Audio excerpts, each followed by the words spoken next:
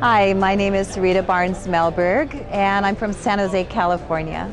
I am a contactee and I am an experiencer, and this is ongoing. I did not become aware that I was a contactee until 2000, and I noticed that I had some marks that were showing up on my body. And the very first one that I noticed was down around my pubic region, and it was a series of 21 dots. They were in a perfect arch. They were about a 1/4 inch in size, and it took all of the melanonin, all of the color out of my skin. And that particular mark stayed with me for about 2.5 weeks, and it slowly started to fade. And at that point I realized that something was different and unusual about this. And as well as my psychic abilities really started to seem to go into the next level, up to like psychic 102. And I started, when marks would show up, I took my little nifty cell phone and I was taking pictures. And I am an artist and a designer. And I noticed in 1980, I was starting to channel through some drawings of obviously beings that were not from this world. And so I started to collect them and keep them in my portfolio, and I really only showed them to maybe 2 or 3 people. And I actually, on an internet blind date, I had a man come up from LA, and he said to me, well, I'd like you to meet me in Santa Clara. I'm going to this convention, and why don't you come? And it was a UFO convention, and that was in 2006. So Spirit, my consortium that communicates with me, said, bring your UFO drawings. And so I emptied out one of my portfolios, and I thought I got all of my drawings out and brought them. And so he met me and he said, you know, I have somebody I really want you to talk to. And this was James Gilliland. And so I talked to James, and there was a little Q&A after the workshop. And so when I got the mic, I said, you know, I would really love it if people would like to look at the artwork that I brought, because I bring these beings through and I don't have any idea who they are. And so if anybody has any information, I would really be very grateful about that. And so James says, come with me, come with me. And very fortuitously, 2 of the tables opened up in front of his booth. So I laid out all of my drawings, and people were coming from all over, and they're looking, they're going, oh my God, I know, I've seen this one, I've seen this one, I've seen this one. And it was the most humbling experience for me of my life, because I realized that I have been given an amazing gift. And these people who are experiencers and contactees, they had an opportunity to look at some of these beings, and it was triggering memories in them. And I thought, oh my gosh, this is so amazing. And then I met Les Velez, who runs a group called Opus, and Opus is an amazing group, and I work with them now. And I didn't know in that period from 1980 to 2006, I had not heard of MUFON, and I probably am not unlike a lot of people out there who are experiencers. They don't know who to talk to. You know, who do you call? You call the police. You know, well, how are they going to help you? Yeah, right. You know, they're not going to help you. So I stayed in silence for all of those years. I really did not talk about my experiences. But I had the wherewithal to be able to document the marks that were showing up on my body. And then when I came into the modern age and got a digital camera, then the pictures obviously were a much better quality. So then Les introduced me, and he said, I know that you've been on radio and television, and I wonder if you would like to be a speaker for a MUFON meeting. It's going to take place in San Jose. And I said, sure. So he said, well, Ruben Uriarte runs this, and here's his number, and I've already told him about you. And I said, well, thank you, that's so nice. And so I called up Ruben, and we talked, and he said, you know, come over and talk. So I decided this was in many regards a coming out for me. And I know, and I have total empathy for these experiencers and the contactees, because you live in fear and you hold this information in for decades. Sometimes families never talk about this information. And I realized also at that point it's very important to talk about this information and encourage people to talk about this.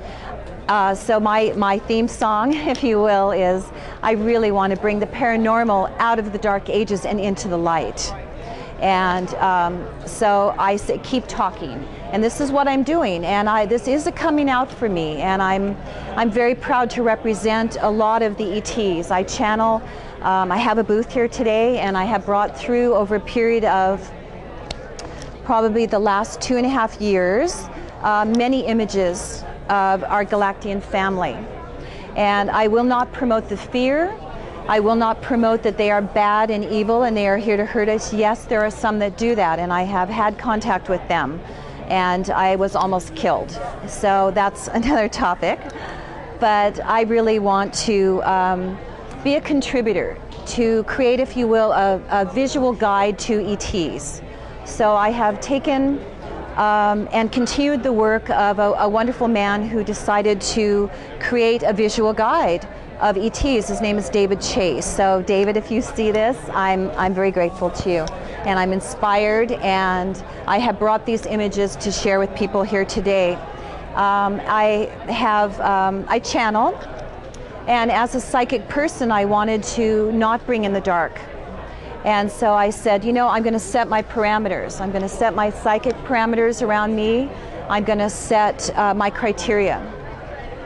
I feel I have awareness of when they are around me, when spirit's around me. And I said, I will not bring your image through. If you are here to harm me, or you are here to harm humanity in any way, shape, or form, you must be of love, you must be of the light. And you must be here to educate us, because I know that we are your children and we are your ancestors, and you have seeded us here for many eons and many other worlds. And I would be glad to represent you. I would be very humbled, and I would be very honored to do this. And so they come in.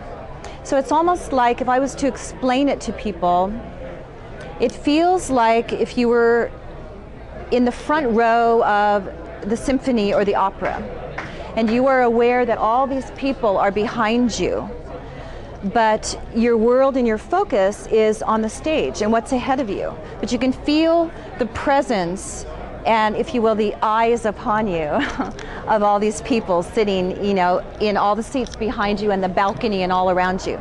So for me, this is what it is like. I feel the presence of these beings.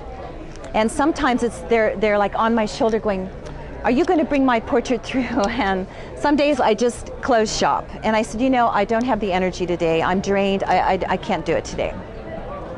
But when they do come through, I pop out these images within 2 hours. My most recent one, the last one I did, is really quite amazing. This is a being that nobody, thank you, that nobody has brought through before. And I call this being the breather. This beautiful being has, our mouth is horizontal, their mouth is vertical. And they have a breathing tube that comes around and somehow attaches on the back. And it looks like maybe like armor plating, if you will, that comes up here, comes down the back of the head, and seems to go down along the back this way. And amazing eyes.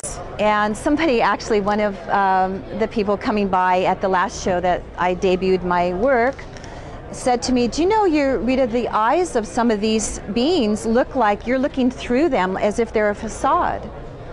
And you're looking back through a galaxy like here.